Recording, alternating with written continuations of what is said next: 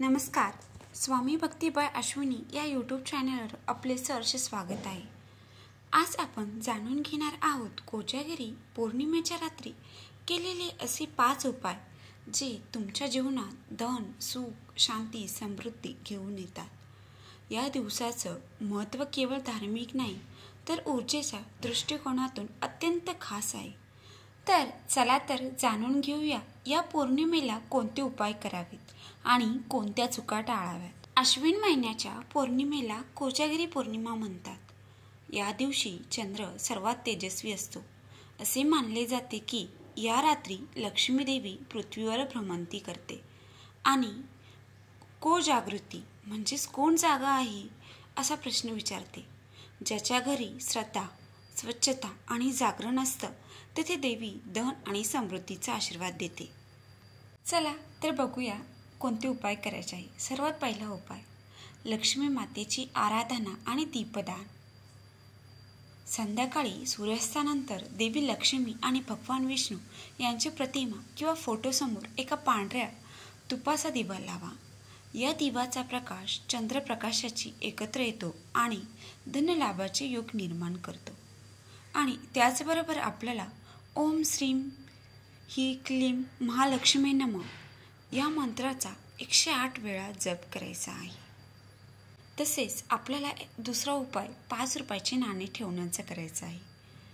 5 रुपयाच्या नाण्याचा धनलाभ मंत्र. या पौर्णिमेला एक नवी आणि किंवा स्वच्छ कापड घ्यायचं आहे.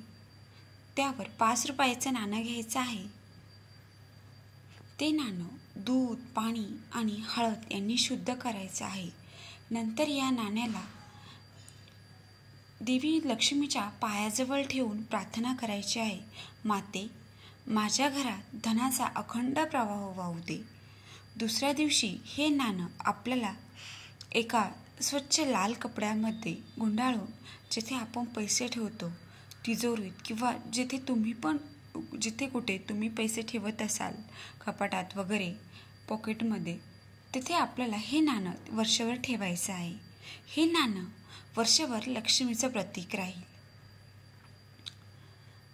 तिसरा उपाय, चंद्रप्रकाशात दूध अर्पण करायचं आहे. म्हणजे चंद्राला दूध अर्पण करणं.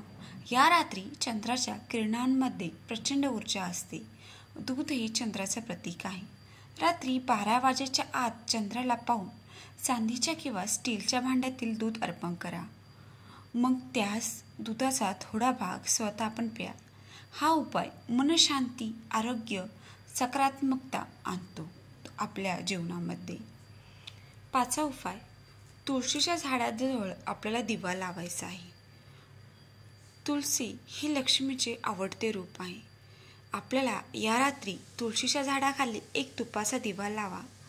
तसेच ओम नमो नारायणी या मंत्राचा आपल्याला 11 वेळा जप करायचा आहे. तुळशीला दिवा लावल्याने घरातील नकारात्मक ऊर्जा नष्ट होते. तसेच आपल्या घरात लक्ष्मी माता स्थायिक होते. यानंतर 5वा व शेवटचा उपाय बघूया. घर स्वच्छता आणि संकल्प करायचा. म्हणजेच घरात स्वच्छता आणि या दिवशी आपल्याला संकल्प करायचा आहे. विशेषतः तिजोरी आणि देवघर लक्ष्मी देवी स्वच्छ करायची आहे आणि सुगंधित जागेतच येते. म्हणजेच आपण जर का या दिवशी सगळं घरात स्वच्छता केली, नीटनेटकं केलं, कारण की लक्ष्मी मातेला स्वच्छता प्रिय आहे. जिथे स्वच्छता तिथे लक्ष्मी माता. घरात केशर, कापूर किंवा अगरबत्तीचा सुगंध ठेवा. मग मनात संकल्प करा, माझे घर नेहमीच प्रकाश आणि शांतता समृद्धीने भरलेले राहू. तर मित्रांनो, याच 5 उपायापैकी एक जरी श्रद्धेने उपाय केला तरी लक्ष्मी देवीचा आशीर्वाद नक्की मिळतो. कोजागिरीची रात केवळ जागरणासाठी नाही तर ती आपल्या मनाची आणि घराची शुद्धता अनुभवण्यासाठी आहे. या पौर्णिमेला तुम्ही हे उपाय नक्की करा आणि तुमचा अनुभव आम्हाला कमेंट सेक्शनमध्ये नक्की सांगा. आणि अजून कोणते उपाय केले तुम्हाला माहीत आहे जे की धनप्राप्तीसाठी आवश्यक आहे ते पण कमेंट सेक्शनमध्ये सांगा. आणि येणाऱ्या काळात तुम्हाला कोणत्या विषयावर व्हिडिओ पाहिजे ते पण सांगा. आणि काही चुकले असेल तर ते पण सांगा. श्री स्वामी समर्थ. तसेच आपल्या चॅनलला नवीन असाल तर चॅनलला नक्की सबस्क्राईब करा. अशाच नवनवीन व्हिडिओ